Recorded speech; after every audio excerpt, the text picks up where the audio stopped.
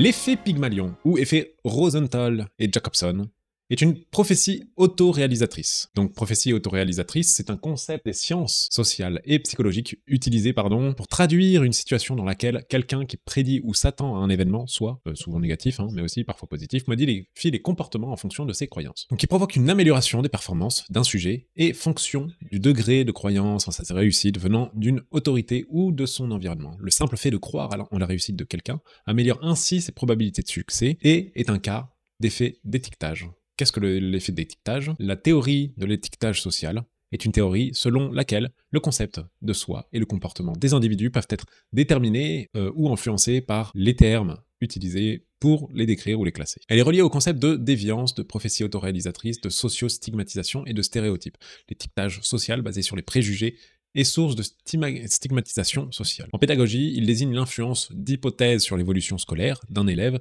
et sur les aptitudes de celui-ci.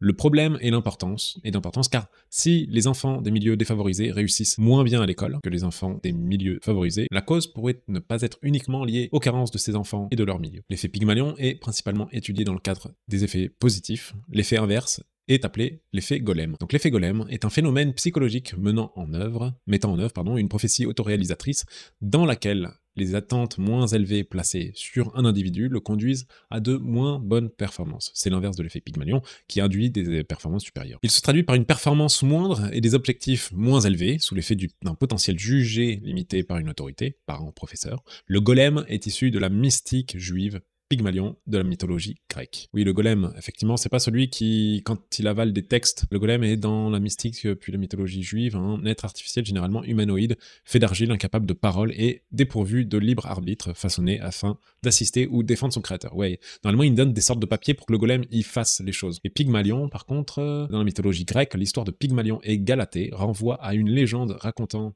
l'histoire du sculpteur Pygmalion qui tombe amoureux de sa création, une statue rendue vivante grâce à Aphrodite, la déesse de l'amour, qui comprend le vœu de Pygmalion. La légende est principalement racontée par Ovidée dans sa métamorphose. C'est beau. Origine du nom. Donc d'après la légende, Pygmalion, sculpteur chypriote de l'Antiquité grecque, se révolte contre l'omniprésence des prostituées, désavoue le sexe et vit en célibataire. Il sculpte une statue d'ivoire représentant une femme d'une telle beauté qu'il en tombe amoureux. Revenant chez lui, après une fête dédiée à Aphrodite, il embrasse la statue qui, grâce à la déesse, s'éveille immédiatement à la vie. Bien avant la pièce de George Bernard Shaw, intitulée Pygmalion en 1914, les comédies anglaises avaient vu le jour, dans lesquelles un sculpteur marié créait une belle statue de femme qui prenait vie, écrivant non pas une comédie, mais une satire comique sur la rigidité des classes sociales. Shaw en fit un personnage vivant dès le début de la pièce, qu'il appela Eliza Doolittle.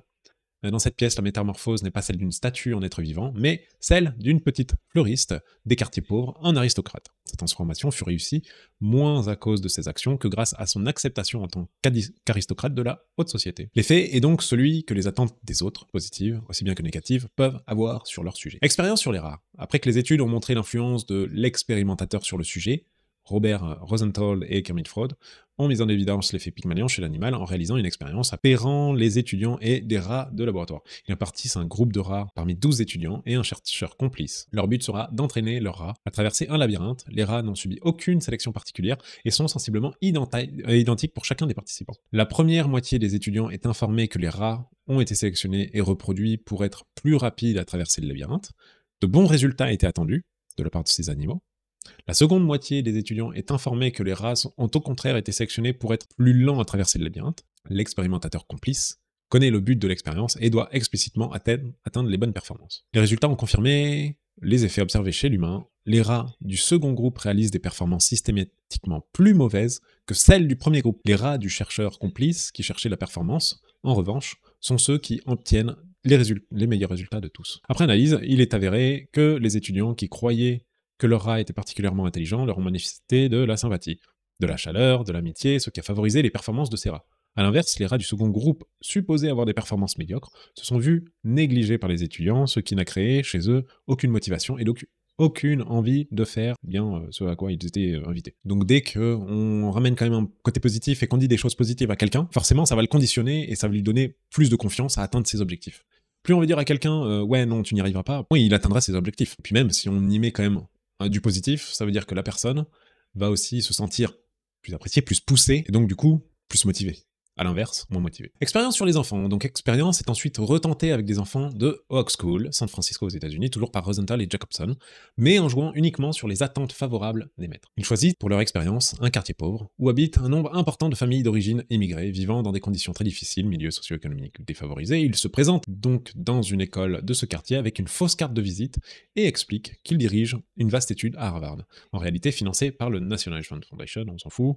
Cette étude porte sur l'éclosion tardive des élèves, simple test de QI, et par la suite, ils pourront recommencer ce test sur les mêmes élèves et comparer les résultats. Toute cette expérience se fait donc dans un contexte dans lequel l'intelligence a un caractère inné.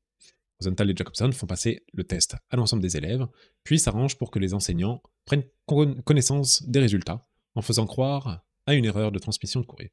Mais ces résultats ne sont pas réellement ceux du test de QI, ils comportent une note distribuée aléatoirement. 20% des élèves se sont vus attribuer de meilleurs résultats. À la fin de l'année, Rosenthal et Jacobson font repasser le test de QI aux élèves. Donc voilà, il y en a où c'est complètement normal, et il y en a où 20% ils ont eu des notes surévaluées.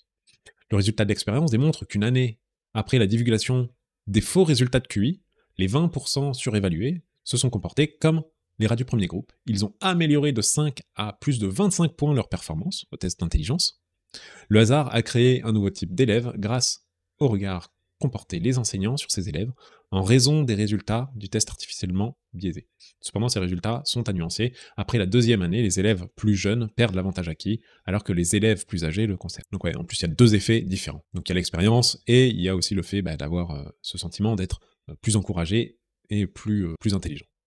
Dans une certaine mesure, le résultat découvert peut s'exprimer ainsi. En pensant que quelqu'un possède une caractéristique, nous changeons notre propre attitude vis-à-vis de cette personne, et influençons de telle sorte qu'elle va effectivement acquérir cette caractéristique, ou exprimer la façon plus flagrante. On peut associer cette expérience à celle réalisée par la classe de John Eliot. Cette expérience a donné lieu peu après au documentaire Eye of a Storm. Elle a ensuite été prolongée par un film, The Class Divided, dans lequel les anciens élèves ont été invités à s'exprimer sur la façon dont cette séance avait durablement marqué. Moi, j'ai plutôt appris cette notion de Pygmalion dans mes cours, donc du coup, dans la santé. On entendait parler de ce terme au moment où on apprenait la partie sur le cerveau, puisque on était en lien aussi avec tout ce qui était Alzheimer. Donc Alzheimer, qui est cette maladie qui fait oublier petit à petit les personnes âgées. Et Pygmalion, du coup, il vient dans le fait où plus on dit à une personne qu'on connaît, par exemple, ça peut être nos parents ou ça peut être nos grands-parents, leur dire « Ah mais tu oublies à chaque fois ce que je te dis ». Le fait qu'elle entende ça, elle se dit « Ah ouais, j'oublie à chaque fois ». Du coup, si elle entend ce genre d'argument, petit à petit, elle va se dire oui, j'oublie à chaque fois. Donc petit à petit, ça va le rabaisser, et la vision qu'elle a de elle-même, elle n'est pas apportée positivement, en tout cas, à notre égard. Le mieux, c'est d'avoir un peu cette attitude, comme Pygmalion le décrit, c'est pas de dire tu oublies, c'est de dire bon, au moins tu as pensé à ça. Voilà, tourner différemment, elle s'est forcément souvenue de quelque chose, effectivement, elle perd un peu la tête, mais c'est voilà, le cerveau vieillit, ou même les personnes oublient, c'est toujours dire, bon, ouais, c'est bien quand même, t'arrives à te souvenir de pas mal de choses. Donc voilà, cet effet Pygmalion, il joue beaucoup dans ce milieu-là, au niveau de la santé, mais pas que, hein, pour tout le monde. Quelqu'un avec qui on va dire, t'es foutu, forcément, psychologiquement, ça joue pas, enfin, c'est difficile. Sauf que si on lui dit, écoute, il y a un moyen que tu t'en sortes, voilà, c'est rare, mais il y a un moyen que tu t'en sortes, il y a toujours cette espérance derrière. Et c'est du positivisme. Voilà, donc j'espère que ça vous a plu.